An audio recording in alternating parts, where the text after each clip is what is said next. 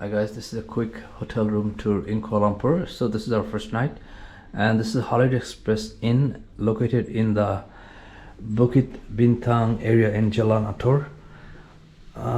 And let's start with the washroom. So this is a washroom, looks like a little bit small, and the shower area right here. I don't see anything fancy, but it's just like, it works. And then some accessories here, and there's the body wash, and then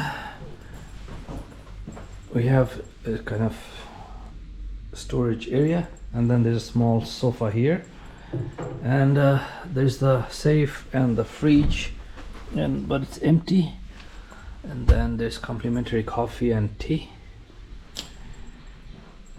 And this is the bed, and you can see that the room is kind of like, a long shaped room, and the TV was on when we entered.